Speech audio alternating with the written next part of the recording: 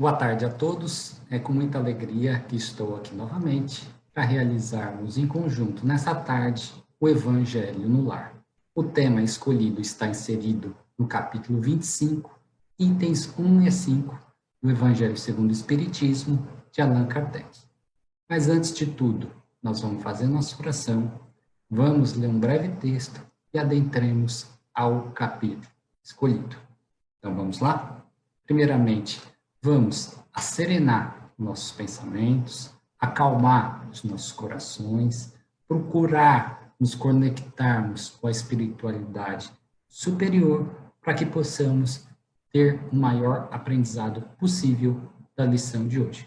E, se possível, coloquem um copo de água ao lado de vocês para que a mesma seja fluidificada e, ao final dos nossos trabalhos, vocês possam tomar. Vamos lá? Deus, Pai, todo bondoso, muito obrigado pela chance de estarmos vivos, de estarmos aqui em Tua presença, nos orientando, que possamos assimilar toda a experiência de ensino desta tarde, que é de suma importância para nosso desenvolvimento moral e espiritual, que é o principal objetivo nosso aqui na Terra. Então, nos abençoe, nos auxilie e nos ilumine hoje e sempre. E assim seja. Vou ler um pequeno texto e aí a gente adentra ao Evangelho. Ajuda-te, que o céu te ajudará. Narra que um sábio caminhava como um discípulo por uma estrada tortuosa, quando encontrava um homem piedoso que, ajoelhado, rogava a Deus que o auxiliasse a tirar seu carro do atoleiro. Todos olharam o devoto, sensibilizaram e prosseguiram. Alguns quilômetros à frente, havia um outro homem que tinha igualmente o carro atolado no lodaçal. Esse, porém, esbravejava reclamando, mas tentava com todo o empenho liberar o veículo. Comovido, o sábio propôs ao discípulo ajudá-lo. Reuniram-se todas as forças e conseguiram retirar o transporte do atoleiro. Após os agradecimentos, o viajante se foi feliz. Os aprendizes surpresos indagaram ao mestre: Senhor, o primeiro homem orava, era piedoso e não o ajudamos. Este, que era rebelde, até praguejava, recebeu nosso apoio. Por quê? Sem perturbar-se, o nobre professor respondeu: aquele que orava aguardava que Deus viesse fazer a tarefa que lhe competia. O outro, embora desesperado por ignorância, empenhava-se merecendo auxílio. Então vamos lá? Hoje, o tema escolhido está inserido no capítulo 25, Buscai e achareis, itens 1 a 5. Hoje eu vou ler um trecho, explico, vou ler outro trecho e nós discutimos. Buscai e achareis. Ajuda-te e o céu te ajudará. Pedi e se vos dará. Buscai e achareis. Batei a porta e vos abrirá. Porque quem pede, recebe. Quem procura, acha. E se abrirá aquele que bater a porta. Também, qual o homem dentre vós que dá-lhe uma pedra ao filho quando lhe pede pão? Ou se lhe pede um peixe, lhe dará uma serpente? Se, pois, sendo maus como sois, saber dar boas coisas aos vossos filhos, com quanto mais forte razão vosso Pai, que está nos céus, dará os verdadeiros bens àqueles que lhes pedem. Sob o ponto de vista da vida terrestre, a máxima, buscai e achareis, é análoga a esta, ajuda-te e o céu te ajudará. É o princípio da lei do trabalho e, por conseguinte, da lei do progresso, porque o progresso é filho do trabalho e o trabalho coloca em ação as forças da inteligência. O tema desse capítulo já nos traz algo muito interessante. Buscai e achareis. Mas tem a impressão que nós procuramos, mas não achamos. Mas o Evangelho segundo o Espiritismo, ele vem com uma afirmativa no seguinte sentido: se nós procurarmos, no local adequado, nós acharemos. A frase ajuda-te que o céu te ajudará significa que Jesus nos quis dizer o seguinte: se empenhe ao máximo, lute, trabalhe na seara do bem, faça o que te compete e o céu te ajudará. O que é o céu? O céu é a lei divina, é a espiritualidade superior, são os benfeitores espirituais que estarão sempre à nossa disposição para nos guiar, nos proteger no nosso caminho na busca da seara do bem. E por que ajudará? Ajudará. Porque é legítima e necessária essa ajuda do alto, porque nós somos ainda espíritos imperfeitos. E nosso progresso ainda é muito lento de uma encarnação para outra.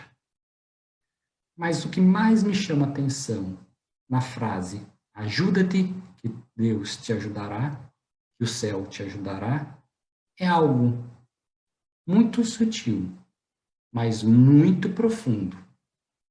Jesus está imputando a nós a responsabilidade de evoluirmos. O Evangelho está imputando a nós próprios os nossos bônus e ônus da nossa vida atual e da nossa evolução.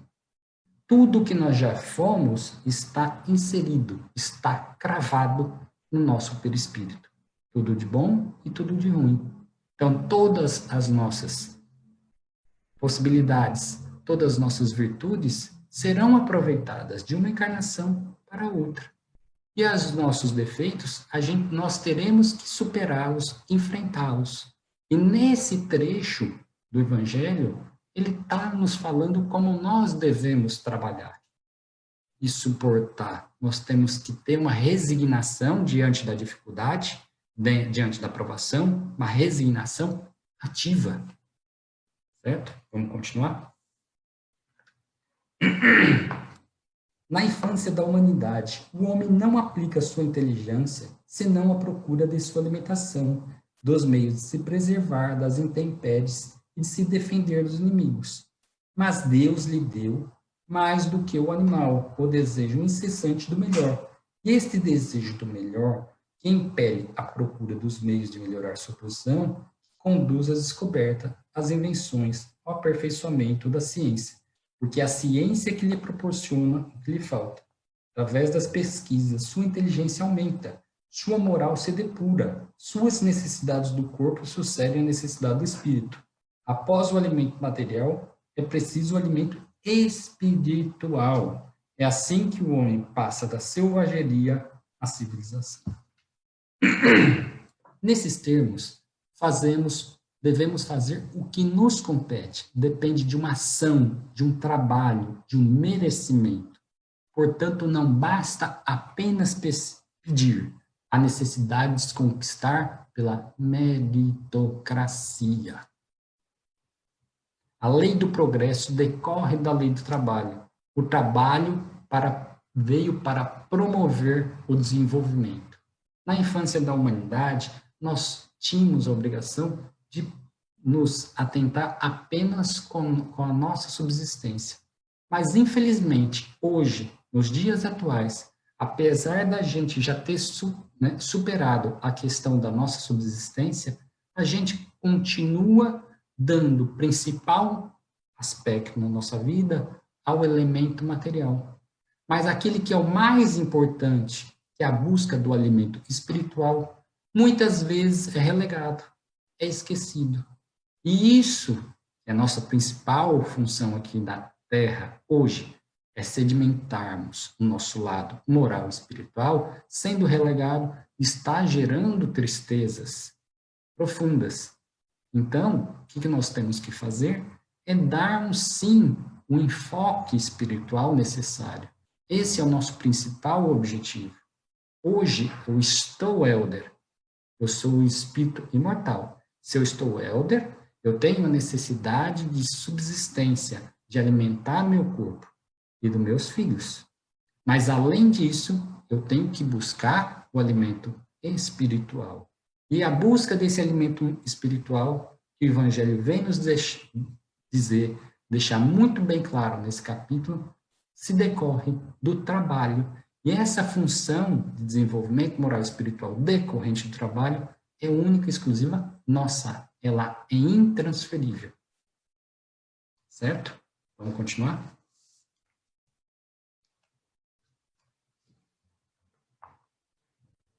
Mas o progresso que cada homem cumpre individualmente durante sua vida é bem pouca coisa, imperceptível, mesmo num grande número. Como então a humanidade poderia progredir sem a pré-existência e resistência da alma? As almas, indo-se cada dia para não mais voltarem, a humanidade se renovaria sem cessar com os elementos primitivos, tendo tudo a fazer, tudo a aprender. Não haveria, pois, razão para que o homem fosse mais avançado hoje do que nas primeiras idades do mundo, uma vez que a cada nascimento todo o trabalho intelectual estaria por recomeçar.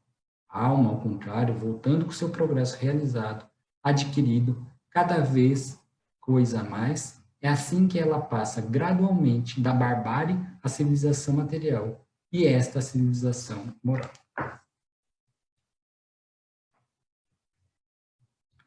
Aqui está presente a lei da semeadura. A semeadura é livre, mas a colheita é obrigatória. Nós temos presente, Deus nos dá essa possibilidade do livre-arbítrio. Mas aquele que não cresce pelo amor, como a lei do progresso é inexorável, vai ter que crescer pela dor. Então, é fundamental que nós, hoje e agora, sedimentemos, busquemos o alimento moral e espiritual. Porque, repito, essa é a nossa principal função aqui e hoje. Continuar? Acabou. E se Deus houvesse isentado o homem do trabalho do corpo, seus membros estariam atrofiados. E se houvesse isentado do trabalho da inteligência, seu espírito estaria permanecido na infância. E o estado de instinto animal, por isso lhe faz o trabalho de necessidade e ele disse: procura e acharás, trabalha e produzirás. Dessa maneira será filho das tuas obras, delas terá um mérito e serás recompensado segundo o que tivesse feito. Aqui, né, nós temos que a gente deve procurar a nossa felicidade, a nossa evolução, não é só nas conquistas materiais, não, mas principalmente nas espirituais. Nós temos que atrelar a um equilíbrio na nossa vida. A partir do momento que a gente vive equilibrado, seremos mais felizes. Como disse anteriormente, a gente tem que sim procurar nosso alimento material, mas acima de tudo, procurar o alimento espiritual. Se a gente fizer isso, buscar de forma correta, que é isso, um equilíbrio, o alimento material com o alimento espiritual, e trabalharmos na seara do bem, o céu nos ajudará. Isso é certo. Conseguiremos obter um sucesso, conseguiremos ser partícipe ativo da obra divina, que é uma melhora desse mundo. A gente conseguirá passar do mundo de provas e expiações para a regeneração. Então, estejamos sempre muito atentos nesse sentido. Vamos lá? É pela aplicação desse princípio que os espíritos não vêm poupar o homem dos trabalhos das pesquisas, fazendo-lhes descobertas e invenções feitas e prontas para produzir, de maneira a não ter que tomar, senão que lhe colocasse na mão, sem o trabalho de se baixar para recolher, nem mesmo o de pensar. Se assim fosse, mais preguiçoso poderia se enriquecer, e o mais ignorante se tornar sábio de graça, e um outro se dar o mérito do que não teriam feito. Não, os espíritos não vêm isentar o homem da lei do trabalho, mas lhes mostrar a fim deve atingir e o caminho que lhe conduz, dizendo-lhe: caminhas e chegareis, encontrarás a pedra sobre teus passos. Olha e as tira tu mesmo. Nós que daremos forças necessárias se quiseres empregar. Sob o ponto de vista moral, aquelas palavras de Jesus significam: pedi a luz que deve clarear o vosso caminho, e eles vos dará, será dada. Pedi a força de resistir ao mal e tereis. Pedi assistência dos bons espíritos e eles virão vos acompanhar. E como o anjo de Tobias, vos servirão de guias. Pedi bons conselhos e não vos serão jamais recusados. Batei a vossa porta e ele nos será aberta. Mas pedi sinceramente, com fé, fervor, confiança. Apresentai-vos com humildade e não com arrogância. Sem isso, serei abandonados às vossas próprias forças, e as próprias quedas que tereis serão a punição do seu orgulho. Tal é o sentido dessas palavras. Procurai e achareis, baterei e vos abrirá. O Evangelho, está nos mostrando que é obrigação nossa de evoluirmos. Deus não fará essa obrigação que é única e exclusivamente nossa. Se a meritocracia não existisse, a lei divina não seria justa. Portanto, precisamos sim nos esforçarmos para progredirmos. Nós teremos colaboradores que são o céu, é a lei divina, os benfeitores, para nos orientar. Mas quem vai executar somos nós, única e exclusivamente. Nossa tarefa é nossa. Nós pedimos, nós clamamos para estarmos aqui hoje reencarnados. Nós fizemos um programa reencarnatório e temos que cumpri-lo. Mas muitas vezes, pelo comodismo, pela busca incessante do aspecto material, ainda o homem é, infelizmente, ligado muito à matéria, coloca todas as suas fichas na conquista da matéria e relega a segundo plano, ou muitas vezes acaba esquecendo se desenvolver moral ou espiritualmente. Então, vamos sedimentar o nosso lado moral e espiritual. Para que aconteça isso, a gente tem que trabalhar, temos que conhecer os princípios cristãos e, acima de tudo, aplicá-los. Todos nós somos colaboradores da obra de Jesus, que é a transformação desse mundo no mundo melhor. Então, ajuda-te, trabalha, que o céu te ajudará. Essa é a mensagem dessa tarde de hoje. Então, vamos procurar evoluirmos hoje e agora. Muitas vezes a gente fica pensando de forma ansiosa no futuro. Nós temos que pensar em semear o bem hoje e agora. E se a gente ficar pensando no futuro, a gente não vive nem o passado, nem o presente, nem o futuro. Então, vamos cumprir nossos desígnios e o nosso plano reencarnatório. E a gente tem que lembrar dessa obrigação que nós assumimos com Jesus, com a espiritualidade superior. Quantos queriam estar aqui no nosso papel de vivermos? A vida é maravilhosa, desde que a gente trabalhe de forma incessante na seara do bem. Muito obrigado a todos. Vamos acabar nosso trabalho aqui com mais uma oração. E assim seja. Deus Pai, muito obrigado pelas lições do alto, tão precisas, tão pontuais e tão necessárias da nossa necessidade de evoluir hoje e agora. Contamos com a ajuda do céu. Nos ajude, porque somos falhos, somos espíritos imperfeitos e precisamos sim, mas desde que a gente esteja apto a receber essa ajuda. Apto é trabalho. E que essa lição sirva para todos nós, inclusive para mim. Obrigado, meu Deus, e assim seja, e boa tarde e bom final de semana